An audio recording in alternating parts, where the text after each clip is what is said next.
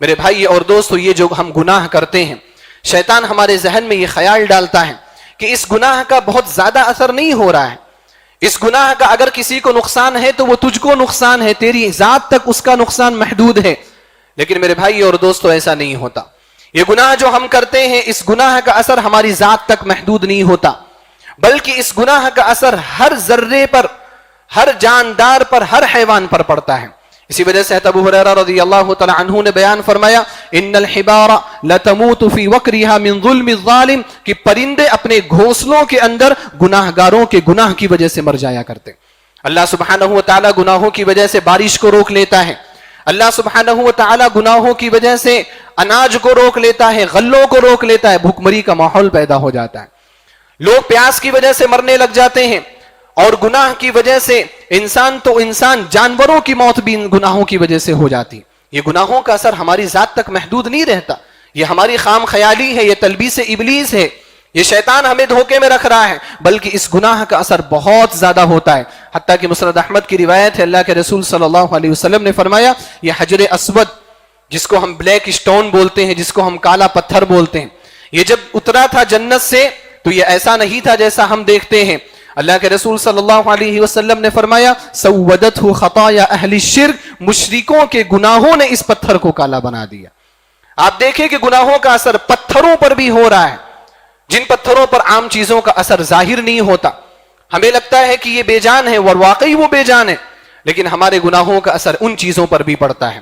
میرے بھائی اور دوستو، آج ہم بہت سارے گناہ کر رہے ہیں اور ہم سمجھتے ہیں کہ اس کا اثر ہماری ذات تک محدود ہے. میں جو چیز آپ کے سامنے بیان کرنا چاہتا ہوں، ہماری گناہ کی وجہ سے، ہماری بداعمالیوں کی وجہ سے ایک بڑے نقصان کا ہمیں اور آپ کو سامنا کرنا پڑ رہا ہے. وہ بڑا نقصان کیا ہے کہ ہماری بداعمالیوں کی وجہ سے اسلام کو ٹارگٹ بنایا جا رہا ہے، اسلامی دعوت پر اثر پڑ رہا ہے.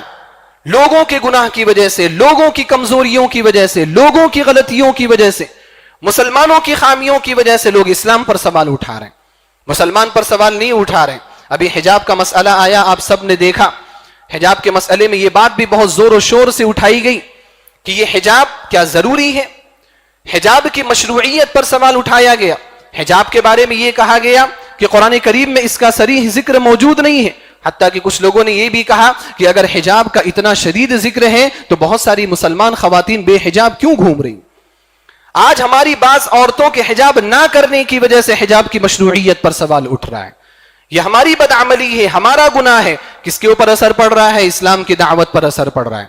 آپ دیکھیں، ہم میں سے بعض نوجوان داڑھی نہیں رکھتے، ان کے داڑھی نہ رکھنے کی وجہ سے داڑھی کی مشروعیت پر سوال اٹھایا جا رہا ہے. کیا داڑھی رکھنا ضروری ہے؟ کیا داڑھی رکھنا فرض ہے؟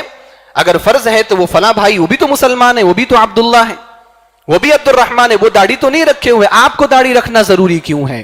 یہ سوال مسلمانوں کی جانب سے بھی ہے، مسلم گھرانوں کی جانب سے بھی ہے، اور غیر مسلم گھرانوں کی جانب سے بھی ہے. آج ہماری بدعملی کی وجہ سے ہماری نمازوں پر بھی سوال اٹھ رہے ہیں.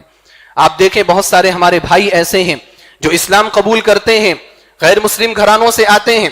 جب وہ نمازوں کی پابندی کرتے ہیں، اپنے گھروں میں نماز کی پابندی کرتے ہیں، باہر نکل کر کے مسجد میں جا کر کے 5 وقتہ نمازوں کی پابندی کرنے کی کوشش کرتے ہیں، ان کے گھر والوں کی جانب سے ایک سوال آتا ہے، کیا نماز پڑھنا اتنا ضروری ہے کہ آپ گھر کے اندر بھی نماز پڑھ رہے ہیں، آپ باہر نکل جا رہے ہیں، آپ چھٹیاں لے رہے ہیں نماز پڑھنے کے لیے، کیا نماز پڑھنا اتنا ضروری ہے؟ اگر اتنا ہی ضروری ہے تو فرسٹ فلور پہ یا سیکنڈ فلور پہ فلاں مسلم فیملی بھی تو رہتی، وہ تو نماز پڑھنے نہیں جاتے. ہماری بدعملی کی وجہ سے نماز پر بھی سوال اٹھائے جا رہے ہیں. میرے بھائی اور دوستو، اگر ہم نے ہوش کے ناخن نہ لیے، اگر ہم نے ابھی ذرہ برابر بھی غور و فکر نہیں کیا، ہم نے کچھ اقدام نہیں کیے، تو وہ دن دور نہیں ہے کہ ہماری مسجدوں پر بھی سوال اٹھائے جائیں گے کہ مسجدوں پر اتنے پیسے کیوں خرچ کیے جا رہے ہیں؟ نماز پڑھنے والے تو 15-20 لوگ ہیں، آپ کروڑوں کروڑ روپے مسجد کے پیچھے لگا دے رہے ہیں. آپ ایک بڑی پراپرٹی، ایک زمین کا بڑا حصہ آپ مسجد کے پیچھے لگا دیتے ہیں، آپ کے یہاں تو نماز پڑھنے والے ہی نہیں ہے، کیا فائدہ ہے اتنے خرچ کا؟